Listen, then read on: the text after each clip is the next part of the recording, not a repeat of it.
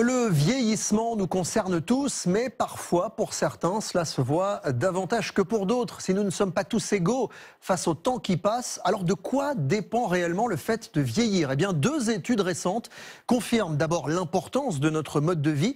Elles révèlent aussi que nous ne vieillissons pas progressivement, mais vous allez le voir, par à-coup. Bonsoir Vicky Bogart. Bonsoir Dominique. Vivre plus vieux ne serait donc pas forcément qu'une question de génétique. Effectivement, notre environnement et notre mode de vie ont bien plus d'influence que la génétique sur notre vieillissement en bonne santé. C'est ce qui ressort d'une récente étude de l'université d'Oxford. Les facteurs environnementaux comme le tabagisme, le manque d'activité physique ou encore le statut socio-économique expliquent 17% du risque de décès prématuré, alors que la génétique n'en explique que 2%.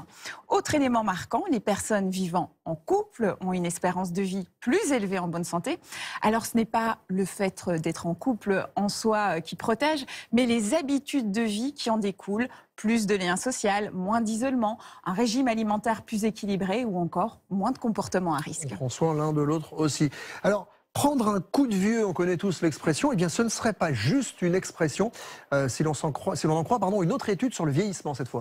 Exactement. Notre corps subirait deux pics majeurs de vieillissement selon une étude de l'université de Stanford. Le premier, c'est vers 44 ans. Dès cet âge-là, notre organisme tolère moins bien les graisses, la caféine et notamment l'alcool, car avec le temps, le foie devient moins efficace, ce qui retarde la dégradation de l'alcool. Les reins, qui jouent un rôle clé dans l'élimination des toxines, deviennent aussi moins performants, ce qui explique donc des lendemains de fête beaucoup plus difficiles. Et ce n'est pas tout, le taux de cholestérol a tendance à augmenter tandis que la peau perd de son élasticité et les muscles récupèrent moins bien.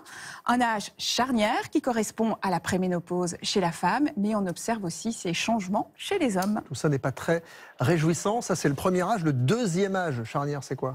C'est autour de 60 ans. Ce sont les défenses immunitaires, le métabolisme des glucides ou encore la fonction rénale qui sont touchés. La peau devient plus fine et la force musculaire diminue. Ces découvertes scientifiques expliquent donc pourquoi tant de personnes ont la sensation de prendre un coup de vieux du jour au lendemain. Merci beaucoup Vicky.